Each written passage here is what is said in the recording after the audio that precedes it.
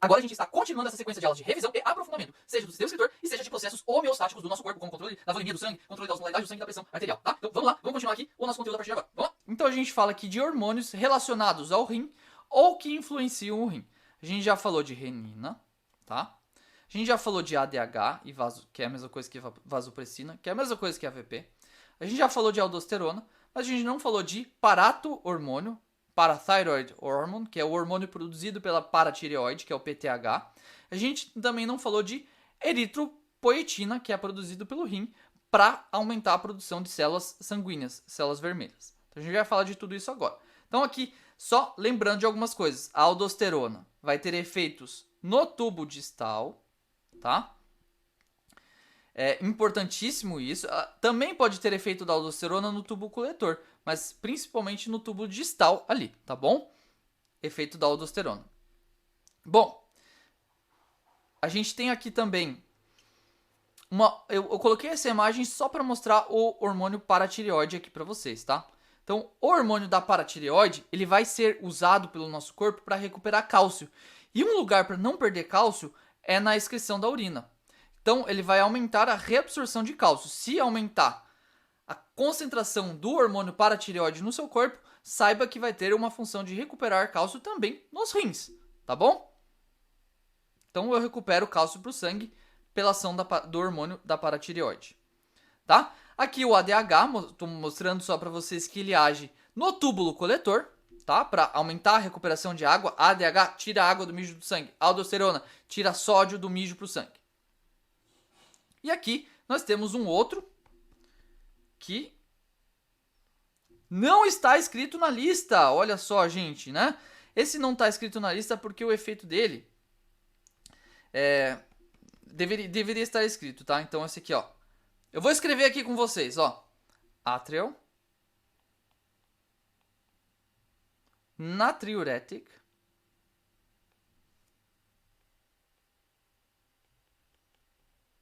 peptide. E aí eu convido vocês a lerem o nome desse hormônio comigo. Atrial natriuretic peptide. O nome já diz tudo. Anota o que eu vou falar aí. Atrial é produzido no átrio do coração. Natriuretic. Na é de sódio. Natriuretic. Urético. Eliminação de sódio. É o hormônio produzido pelo átrio que promove a eliminação de sódio. E é um peptídeo, né? Então é um hormônio. É um hormônio produzido pelo átrio para que eu possa eliminar mais sódio na urina. Esse cara aqui, ele é do contra.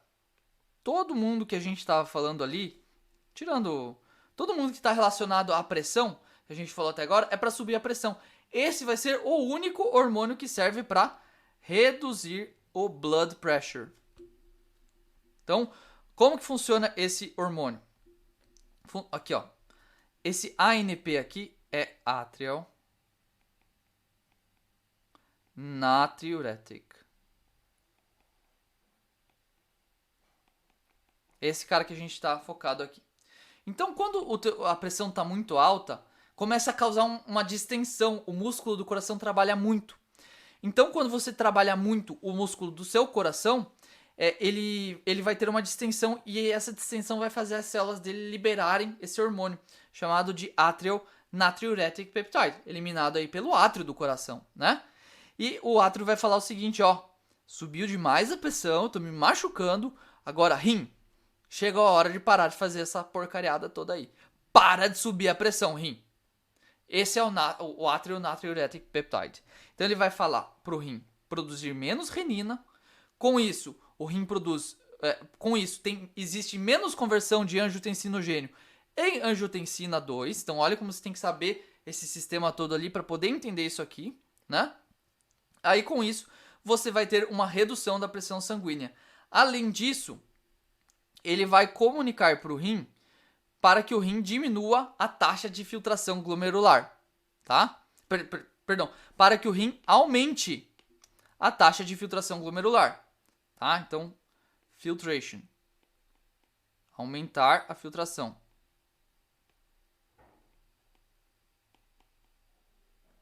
Lembra lá que eu falei falei lá no início dessa sessão aqui de aula de revisão, eu falei pra você, vamos voltar lá. Vamos todos voltar. Voltamos. Bom, lembra que eu falei pra vocês aqui que uma das maneiras de eu reduzir a pressão que está vindo do vaso sanguíneo aqui, que é a pressão sanguínea do corpo, é eu fazer mais líquido passar para dentro do rim? Para eu fazer isso, eu tenho que aumentar o quanto passa. E aumentar o quanto passa no glomérulo para o túbulo do néfron é aumentar a taxa de filtração. Então, uma das funções do atrial natriuretic peptide vai ser falar para o rim, ó, filtre mais, faça mais água sair do sangue, porque saindo mais água do sangue, eu consigo fazer com que a pressão desse fluido sobre os vasos diminua. Então, isso é uma das funções desse atrial natriuretic peptide. Tá?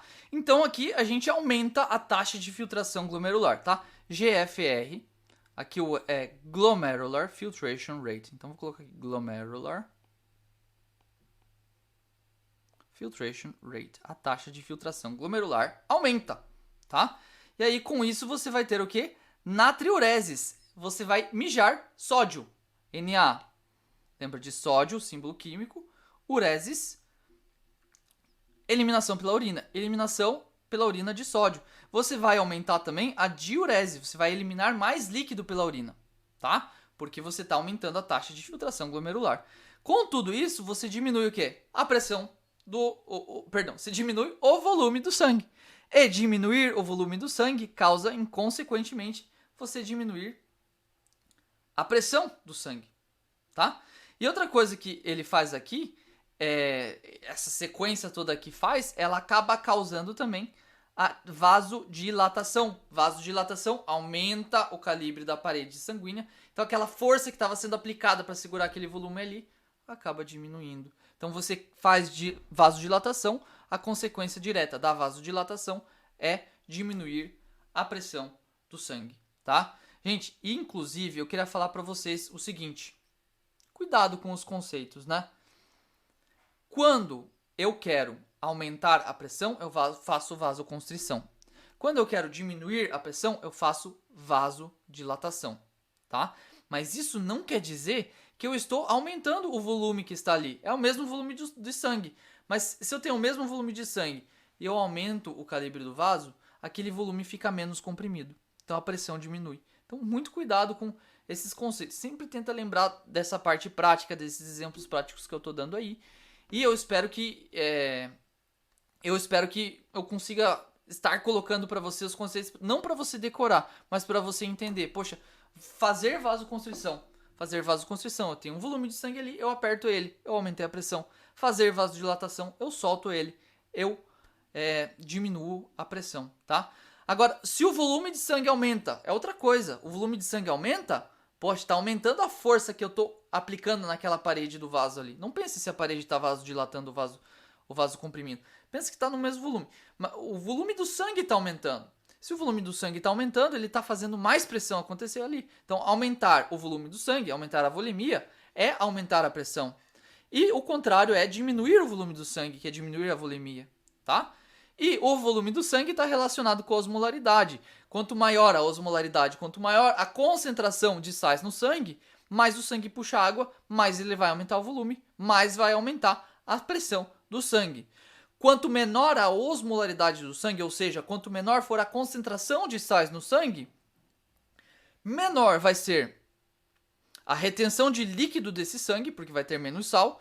Então, com isso, o sangue vai ter um volume menor e com isso a pressão do sangue vai abaixar, tá? Então, aqui, ANP, Atrial Natriuretic Peptide, mais um esquema para vocês darem uma olhada aqui, tá? A gente vai falar da eritropoetina. Outra função do sangue, do rim, que não tem nada a ver com tudo que a gente estava falando, mas é uma função dele. O rim detecta se você está com pouca hemácia no sangue. Ele detecta se você está conseguindo oxigenar o sangue, ele vê o nível de oxigênio do sangue. Se ele vê que tem pouco oxigênio, que você está com pouca hemácia, o que ele vai falar? Ele vai falar assim, ó, medula óssea, produza mais hemácia. E a medula óssea, junto com outros fatores, vai produzir mais células sanguíneas, tá? Então essa aí é a eritropoetina, um outro hormônio produzido pelo rim que tem essa função de produzir eritrócitos, tá? Eritropoietina. E aí, com isso aqui, a gente tem um outro esquema mostrando aqui que quando você tem uma situação de hipóxia, o que é hipóxia? É hipo, pouco, óxia, oxigênio, pouco oxigênio no sangue, o seu rim vai detectar isso e ele vai falar assim, ó, produza mais hemácias. Produzir mais hemácias vai melhorar o transporte de oxigênio e vai aumentar a oxigenação do sangue. Mas como que essa mensagem é passada? O rim pega uma cartinha e envia para a medula óssea. Como que é o nome dessa carta? EPO, eritropoietina, tá? Então, olha aqui, ó, células no rim produzindo eritropoietina numa situação de concentração de oxigênio normal no sangue, normóxia, normal, normal, óxia, oxigênio. E aqui quando falta oxigênio, hipóxia, pouco, óxia, oxigênio, quanto que ele está produzindo de eritropoietina nessa situação, muito mais, tá? Pra gente terminar esse assunto aqui, mais uma função dos rins, o controle do pH dos fluidos do corpo. Então, pessoal, dá uma olhada aqui. O pH do sangue, ele é aproximadamente 7,4. Ele pode dar uma variada ali, o sangue arterial é pouca coisa diferente do sangue venoso, mas a gente vai falar aí, na média, 7,4, tá? Se você for ver, um pH acima de 7 aqui, ele é básico. Um pH menor do que 7, ele é ácido, tá? Então, o sangue, ele é levemente alcalino, levemente básico, porque ele está pouquinha coisa acima de 7. Porém, é muito pouco, é quase neutro, né? Tá. Se o sangue tiver com um pH abaixo de 7,4, ele vai tender à acidez, uma acidez relativa ao pH normal do sangue. Por isso, a gente vai chamar a condição de acidose. Acidose é quando o pH do sangue está abaixo do normal. Alcalose, em contrapartida, é quando o pH do sangue está acima do normal, tá? Então, vamos ter aí esses conceitos em mente, são conceitos importantes para a gente poder entender o que acontece. Num contexto fisiológico, a alcalose ela é muito difícil de acontecer, tá? Então, existem alguns casos que podem levar a pessoa à alcalose. Um deles é a hiperventilação, quando você respira muito rápido, né? Você respira muito, isso pode levar à alcalose, tá? Só uma curiosidade, isso aí acho que não vai cair na prova. A acidose já, ela é muito mais fácil de acontecer, porque quando você faz atividade física, você produz muito CO2. Produzindo muito CO2, o teu sangue vai transformar esse CO2 em ácido carbônico, H2CO3, e o ácido carbônico ele tem um teor ácido, né? Então, com isso, quando você se exercita, o seu sangue tende a diminuir o pH. E por isso, o controle do pH do sangue ele é muito preciso e muito importante. E existem 3 maneiras de controlar o pH do sangue. O primeiro é através de buffers. Buffers são soluções tampão. São soluções que têm algum composto que ele vai auxiliar o sangue a não ter uma variação brusca do pH. Ele vai amortecer a variação do pH. É isso que o buffer faz. A gente chama isso aí de solução tampão, tá? Só que no sangue, quem que é a nossa solução tampão? Vai ser aqui esse equilíbrio de ácido carbônico com bicarbonato. Na verdade, a substância importante que é o nosso real buffer é o bicarbonato, tá? Então, lá no nosso sangue, a gente tem o CO2. Esse CO2 ele é convertido em H2CO3 lá dentro da hemácia por uma enzima chamada anidrase carbônica. A anidrase carbônica converte ele em H2CO3 e o H2CO3 ele fica em equilíbrio.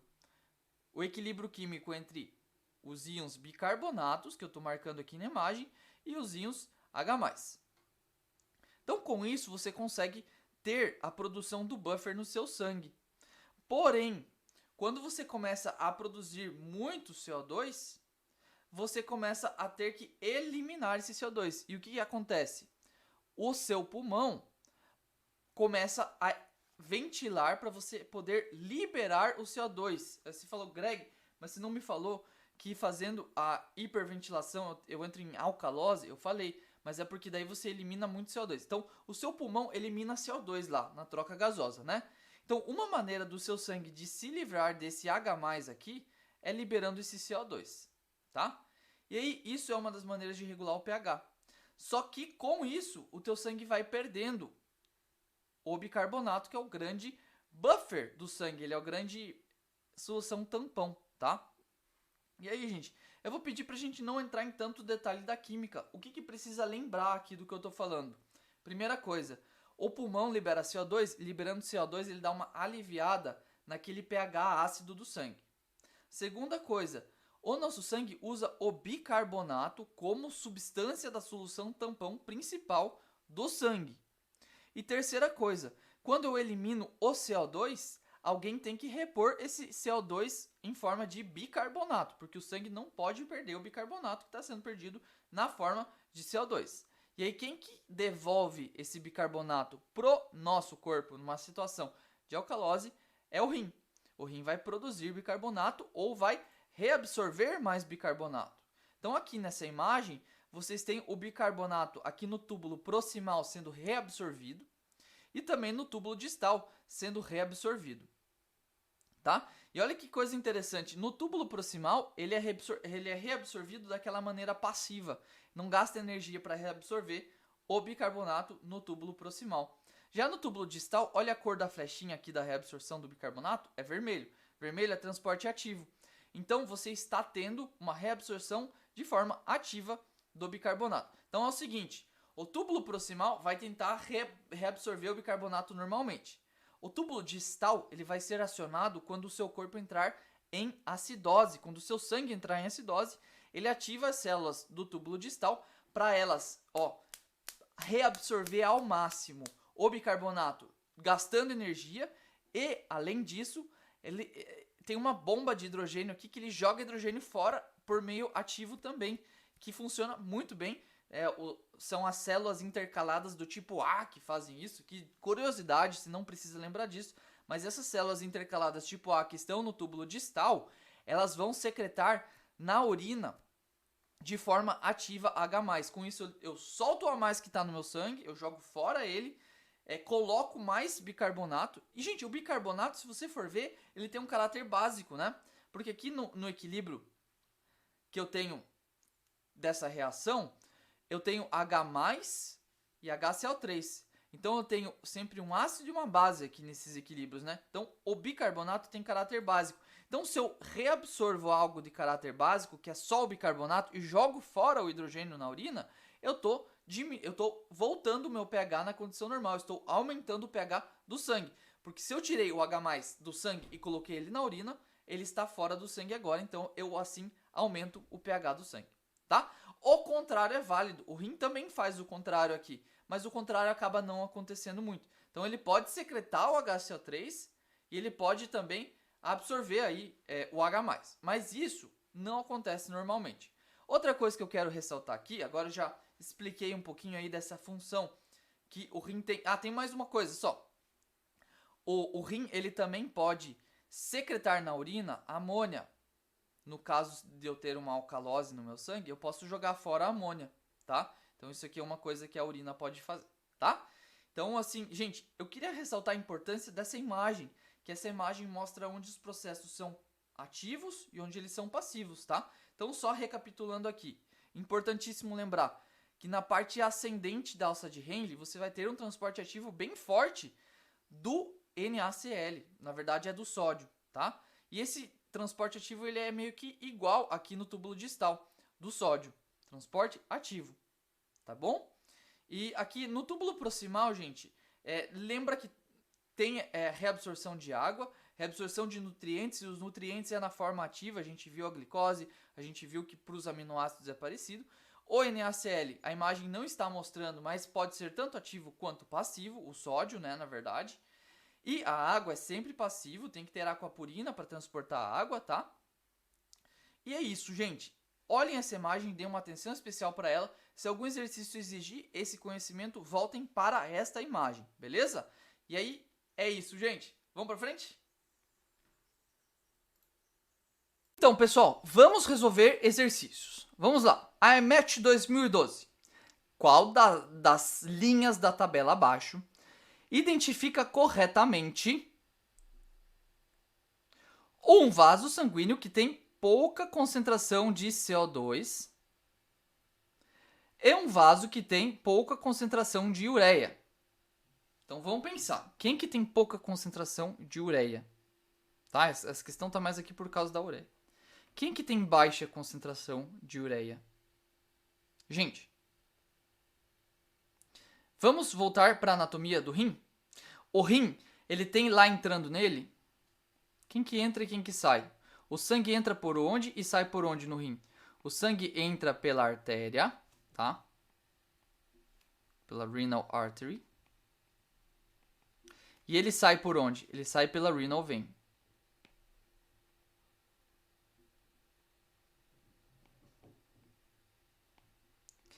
Uma das funções do rim é remover as excretas. E uma das excretas do nosso corpo é a ureia, tá? O rim tá ali, bem dizer, fazendo isso, eliminando ureia. Se o sangue chega pela artéria e sai pela veia, ele chega cheio de ureia e ele sai com pouca ureia, né? Ele chega com bastante concentração de ureia. Ele sai com baixa concentração de ureia, porque a função dele é tirar. Então ele tirou, saiu pela veia, saiu com baixa concentração de ureia. Então quem tem pouca ureia? Renal vein. Tá? Renal vein. Então, com isso a gente fica ali na questão do pulmão, tá? Então aqui é uma mistura desse conteúdo com um conteúdo de outra aula. Mas a gente vê em outro momento, em outra aula, né? Que o pulmão, ele tem uma circulação invertida. Então o sangue arterial que chega no pulmão vem com pouco oxigênio. E o sangue venoso que sai do pulmão, vamos dizer, ele sai com bastante oxigênio, né? Então, quem que tem pouco CO2? Quem tem pouco CO2 vai ser a pulmonary vein, tá? Por que eu sei que é pulmonary vein? Do pulmão é o seguinte, a artéria pulmonar, ela sai do ventrículo direito do coração. Essa artéria pulmonar, ela tá rica em CO2, ela tem muito CO2 e pouco O2. Esse gás carbônico, que tá rico na artéria pulmonar, ele vai para os alvéolos, troca o CO2 com o O2 do ar, e ele fica rico em oxigênio e pobre em gás carbônico na hora que ele sai do pulmão, tá? E quando que ele sai do pulmão? Ele sai do pulmão pela veia pulmonar, tá? Essa veia pulmonar, ela vai cair no átrio esquerdo do coração, cheia de oxigênio no sangue, que é invertido no pulmão, né, o que acontece ali.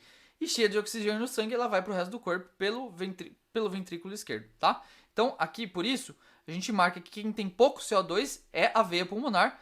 Então, o gabarito aqui vai ser a letra B de bola, segunda linha, tá?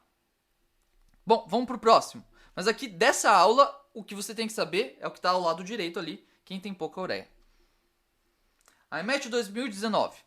O diagrama abaixo mostra um néfron e o collecting duct de uma pessoa saudável. Qual das regiões contém líquido sem ureia? Qual das regiões contém líquido sem ureia? Na região 1 tem ureia? Tem bastante. Na região 2 tem ureia? Tem ureia, porque a ureia está sendo eliminada. Ela vai ter que passar por todo o túbulo do néfron para poder ser eliminada. Então, tudo aqui o que eu marquei em roxo tem ureia. Tem ureia em 1, tem ureia em 2, tem ureia em 3, tem ureia em 4. Porque aqui o collecting duct está recebendo de vários néfrons aí a ureia. O líquido que tem ureia. Então, 1, 2, 3 e 4 tem ureia. Então, 1, 2, 3 e 4 tem ureia. Não sobrou ninguém, gente. Não sobrou ninguém. Então, nenhum deles não tem ureia. O gabarito vai ser a letra E. Questão do EMET 2020. Qual das seguintes estruturas não está envolvida na reabsorção de água em um humano saudável? Quem que não está envolvido em reabsorver água? Aí você vai lembrar. O loop of Henle, ele está muito envolvido. Então não é. Quer saber quem não está envolvido. O glomérulo, ele reabsorve água?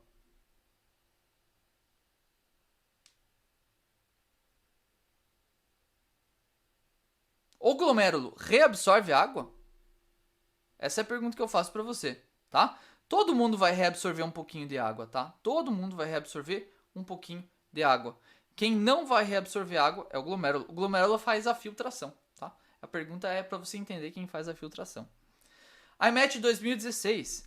Qual das seguintes é uma consequência do aumento do ADH no sangue em um healthy human? Qual dos seguintes é a consequência do aumento do ADH?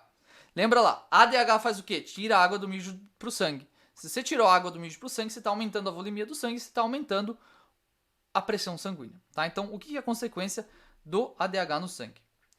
The volume of plasma blood decreases. Na verdade, o volume de plasma aumenta. Então, já eliminamos. Começamos pela letra D. Tá? Vamos lá. Letra B. Muito específica essa letra B, tá? Então, vou deixar para contar aqui para vocês agora. O ADH, lá no ducto coletor, ele tem duas funções. A principal é mandar água do mijo pro sangue. Tá? Uma função que, não é que também é dele é aumentar a reabsorção de ureia.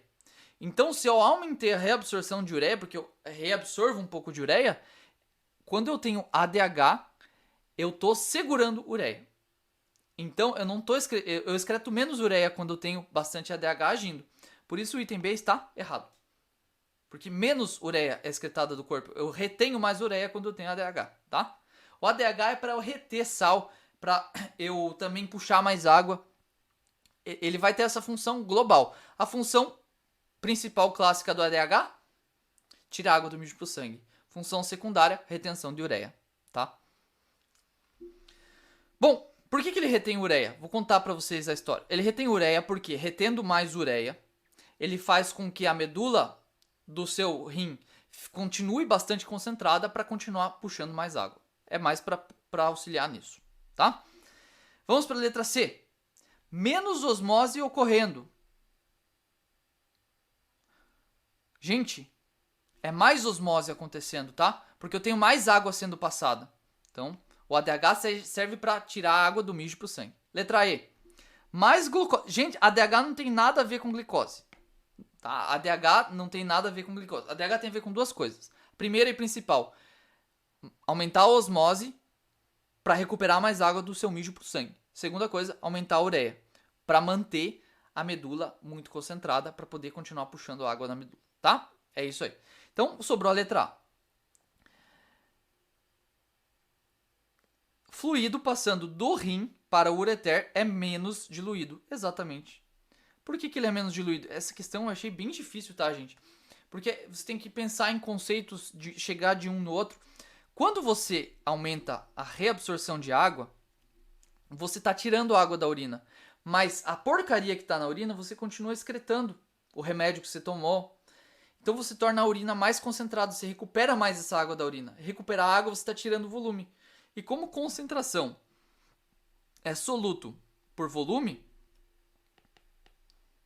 soluto por volume de solução, se você está diminuindo o volume, você está aumentando a concentração. Então, se diminuiu o volume da urina, aumentou a concentração de soluto na urina. Por isso o gabarito é a letra A, tá? IMATch 2019, questão bem legal, né? HuMATch 2019. Qual tabela, qual gráfico ilustra a concentração de glicose in the ascending loop of Henle, tá? Então, lá no final do loop of Henle, e no distal convoluted tubule de um néfron. Gente, a glicose, ela é 100% reabsorvida. Você desenha o teu néfron aí pra você entender de onde vai para onde.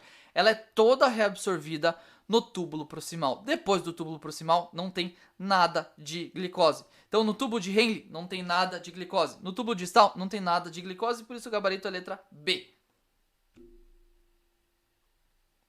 Vamos lá, próxima questão. Gente, essa questão do BIMATch 2019, eu achei ela sensacional, tá? Porque é o seguinte... Ele vem e fala assim, ó, tem uma pessoa que está urinando sangue. Pausa e leia, eu estou resumindo aqui o que tá acontecendo. Não é sangue, que está urinando proteínas grandes.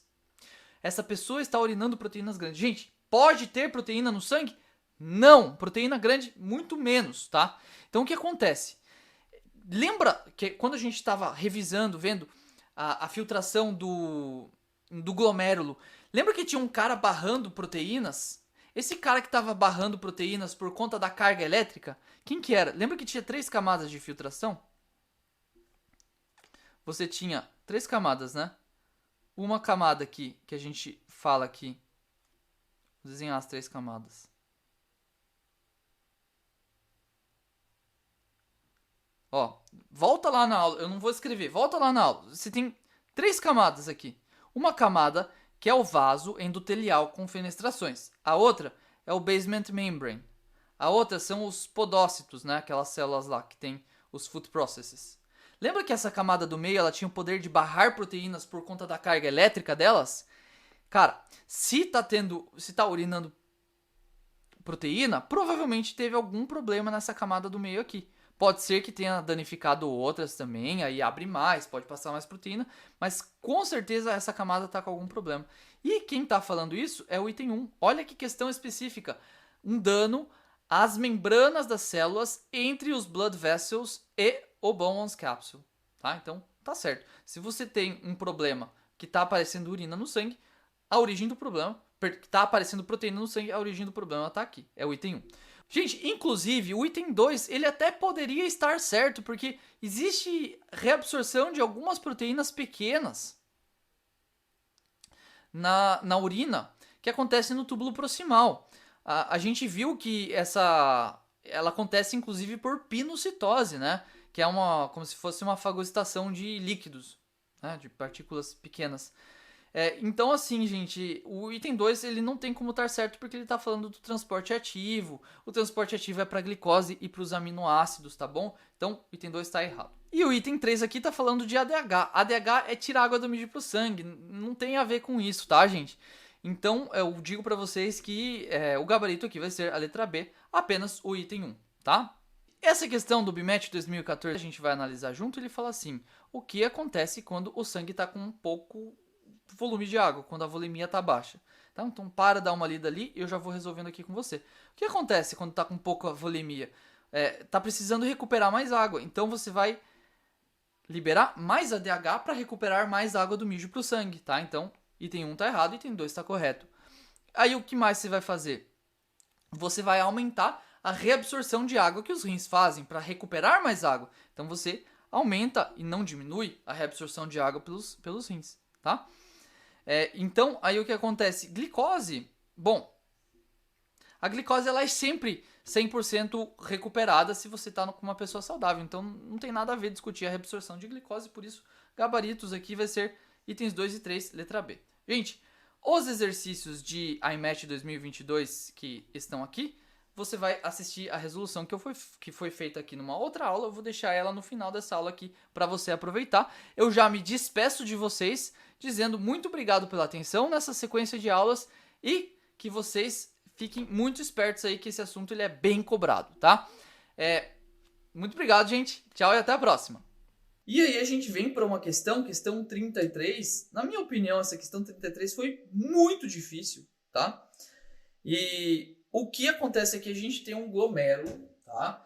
No glomérulo você vai ter o início de um néfron do rim e você vai ter ali o local onde acontece a filtração do sangue, porque o seu sangue está cheio de impurezas e você vai passar para dentro do néfron, através do glomérulo, as impurezas do sangue, para que lá dentro essas impurezas vão continuando por vários túbulos ali, enquanto você vai recuperando coisas boas, tá? É isso que acontece mais ou menos. Mas aí, o que é o glomérulo? O glomérulo, para quem estiver cansado de ouvir eu falando, é um aglomerado aí de vários vasos sanguíneos. Eles ficam tudo entrelaçados ali.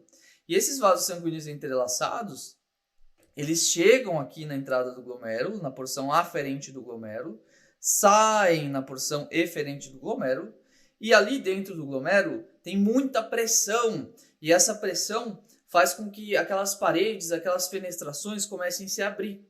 E essa abertura dessas paredes faz com que a sujeirinha que está ali dentro do sangue, pequenininha, comece a passar para o outro lado. E extravasa água, extravasa sujeiras, tá? O que eu vou dizer que são sujeiras? É a ureia, são resíduos metabólicos.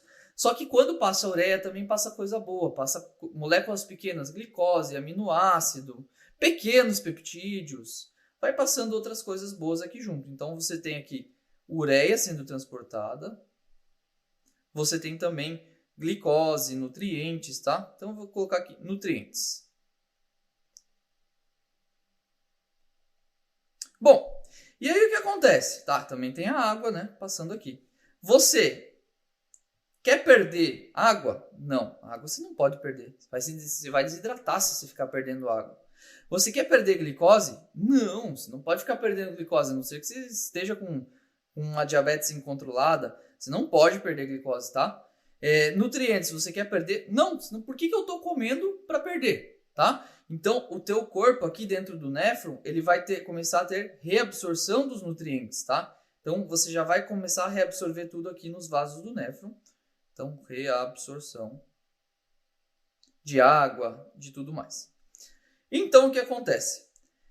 Essas aberturas aqui que tem para fazer é como se fosse uma grande peneira que vai deixar essas coisas passarem do aglomerado ali de vasos sanguíneos para dentro da estrutura ali da cápsula de Bowman.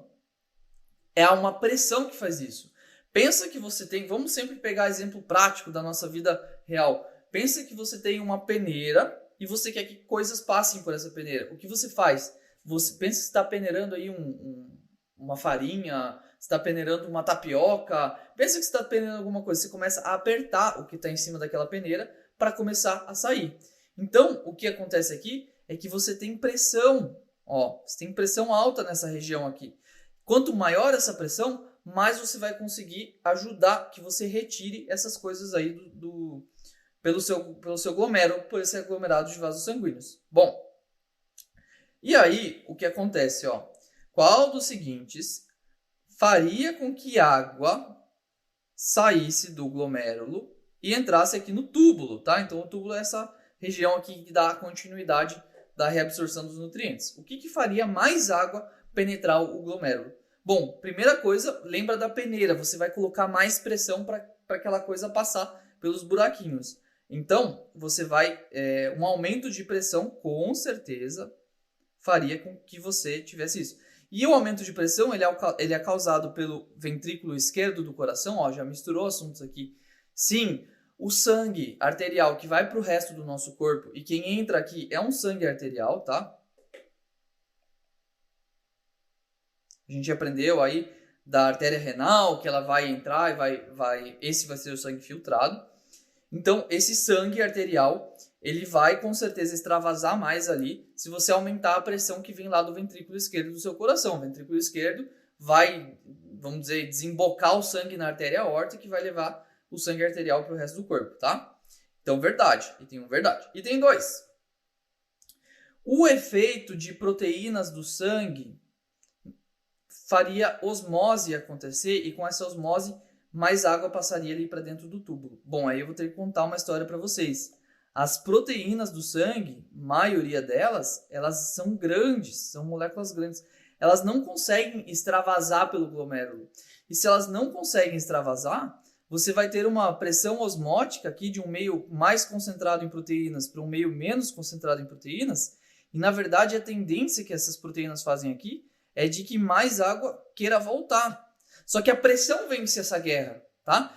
Você tem essas proteínas puxando a água, atraindo a água para elas, como se fosse sal lá puxando a água para ele.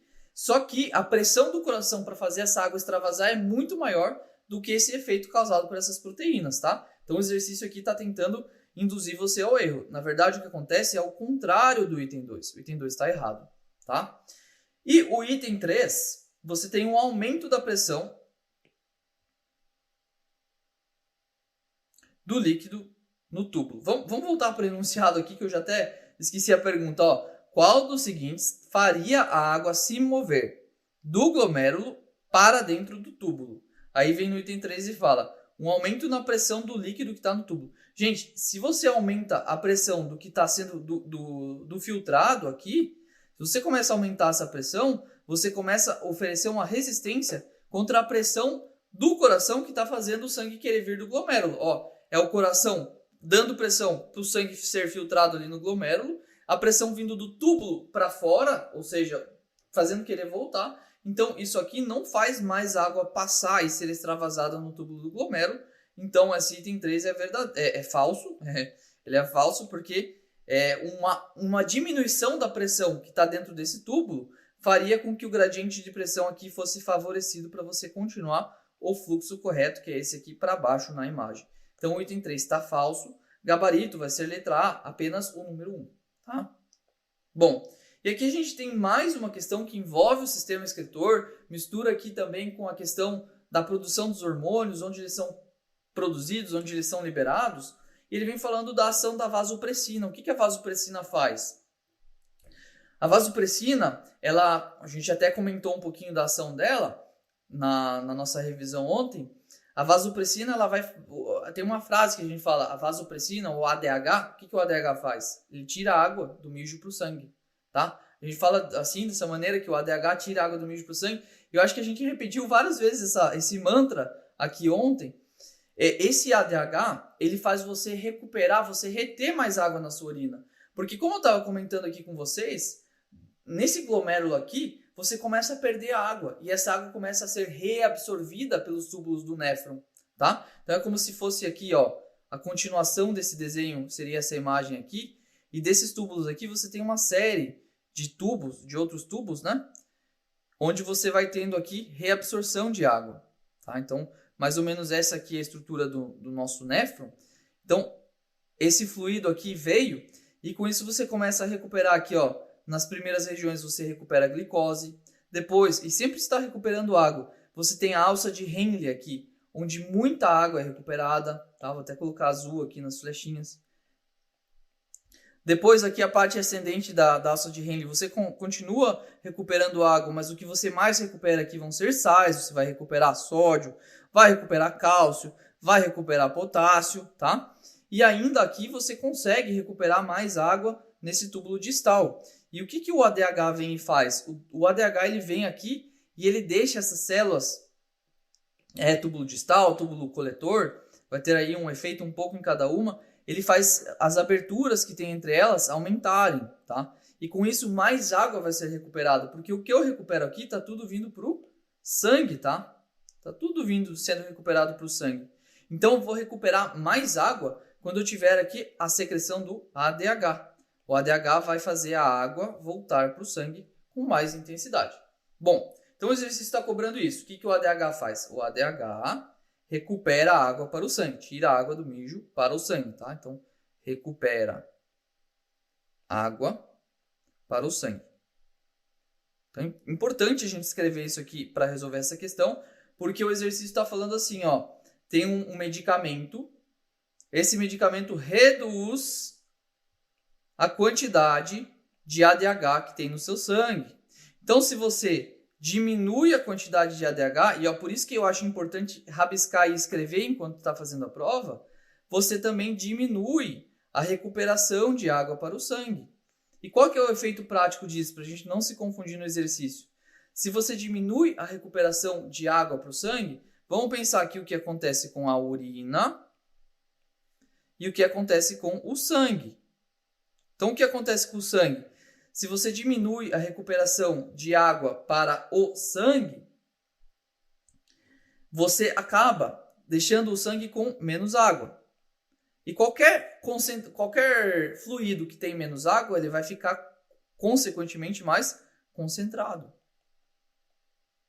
Tá? Concentrado em qualquer tipo de soluto. Seja ureia, seja açúcar, o sangue vai ficar mais concentrado porque você diminuiu o volume dele, tá?